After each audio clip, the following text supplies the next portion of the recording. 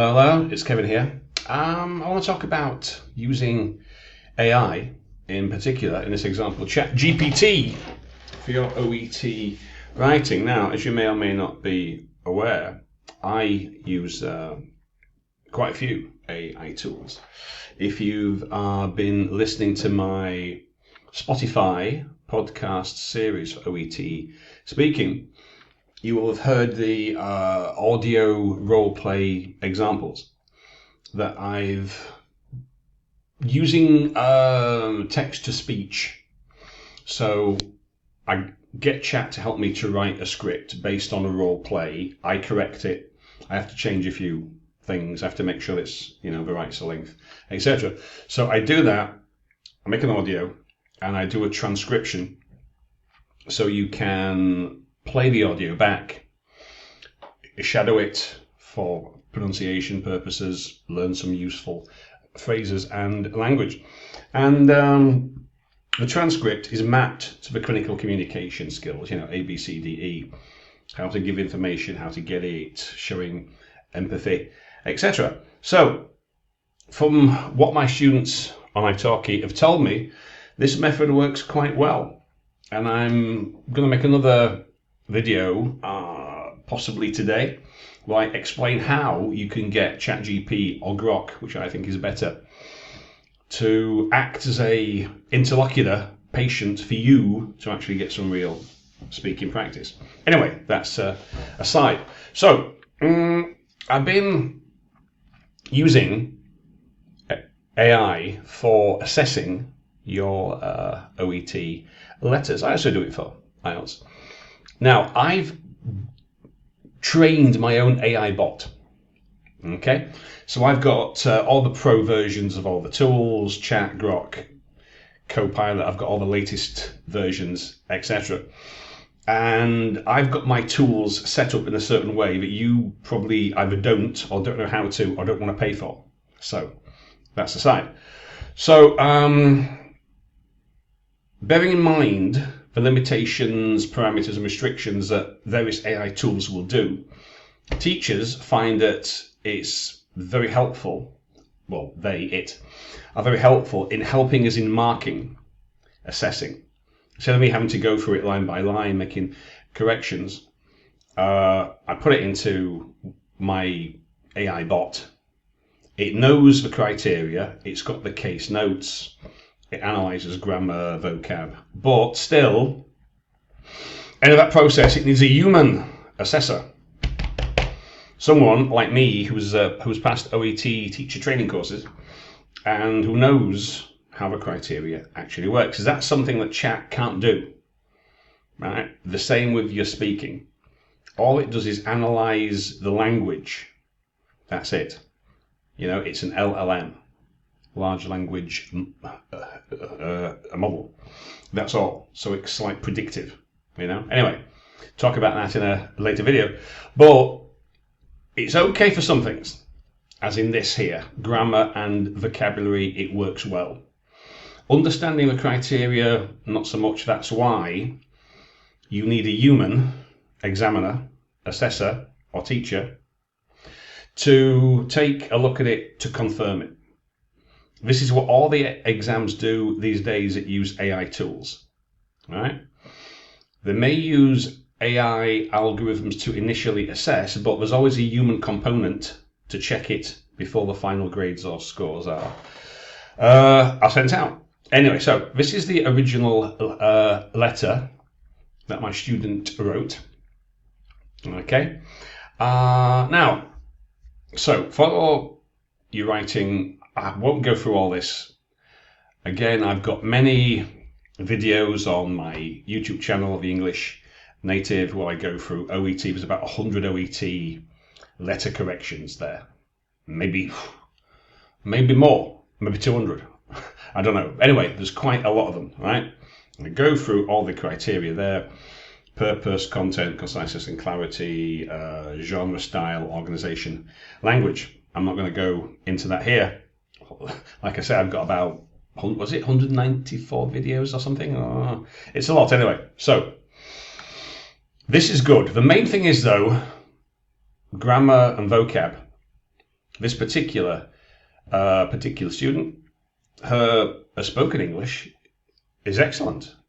It's excellent. You know, when she took OET, she got a high score for speaking, but writing, grammar, non-clinical language use. Anyway, so we can see here, right? To avoid messages to the Priestley sent to your patient of yours. You could say your patient, you know, a cancellation, so article, a non-critical, so article use should be definite article. The surgery was ceased, was cancelled, you know, beta blocker was increased. Anyway, so there's some minor points here. Now, let's have a look at, where is it? Where did chat? Right. So, what she did, and this is what I recommend that you do first. So, you write it first, okay? You get your case notes. Now, I'm not going to show you the case notes for this one because there may be some copyright, and we don't really need them anyway. Because, as I keep saying, I shouldn't need the case notes to understand your letter. If I have to do so, it hasn't worked. So, what she did then, she wrote this initially. I told her how to put the prompts into chat. Okay. So she probably put into like, can you check this for grammar, vocab, according to OET criteria? I don't know what her exact prompt was. I told her. Now this whole thing about prompting, right? There's lots of courses about it. You know, how to write a good prompt. Your prompt needs to be as right. So when I say prompt, I mean the text that you type or speak into chat or Grok that tells it what to do. If you simply say, analyze me this, you'll get a very vague thing. If you say, this is an OET letter, analyze it for grammar, highlight my errors, show me vocab, show me the criteria, purpose, etc. The more precise your prompt, the better it will be. Okay? So, overall impression, now this is the Japanese version of chat, as you can see. Understandable, but, as it says here, recurring issues, grammar, prepositions, the clarity, missing detail. Okay, so then it goes, you know, through it line by line. So paragraph 1, good purpose, but it says it should be the cancellation, should be in this sort of paragraph. Why was it cancelled? It was cancelled because she was smoking, which she was told not to do prior admission. So it goes through this, okay, explains it, suggested corrections, paragraph 2, the comments should be cancelled, it gives you suggestions for kind of phrasing, etc., etc. Here it goes. So, you know, she has a prompt in Japanese, which I can't read, but there you go. But you can see how it kind of works, right? It goes through, and then it gives you the approximate, because it's, you need an examiner, but it will give you an approximate score, okay? So we can see, because it, right, so this, you know, because, right, purpose is scored out of 3. The other content is scored out of 7, right?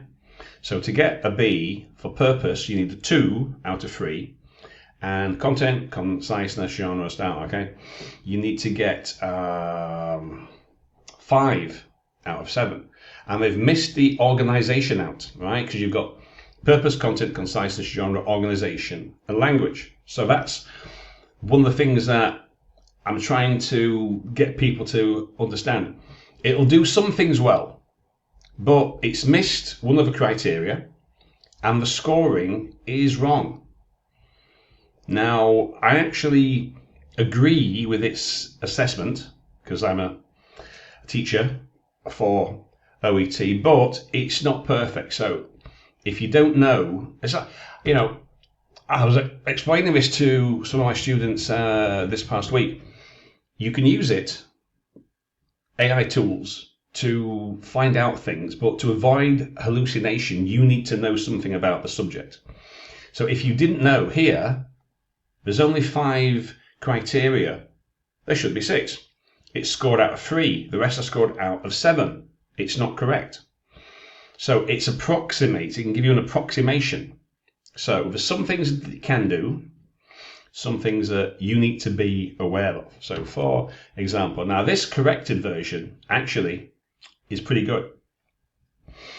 All right. Writing to update you, discharge of your patient, admitted for a plan. Now, I would have put the cancellation in the purpose, right? So like it says, it's not bad, but it contradicts itself because earlier it said cancellation should be in the purpose. Yeah? So you can see it contradicts itself. So like I say, you can use it for some things.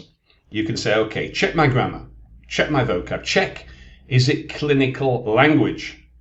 But organization, it contradicts itself. And if we take a look at this, oops, that's something else. Actually, this is my next video that I'm, hopefully I'll get this finished today. This is how to use my audio OET role plays. This is on Spotify with Chat or Grok. But anyway, back to this. So you can see it's good for grammar and vocab. As I said, your patient who was admitted for a planned, was cancelled because she had smokes, was elevated, she was reviewed. So okay. Beginning session.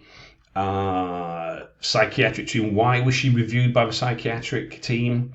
You know, it doesn't really explain that.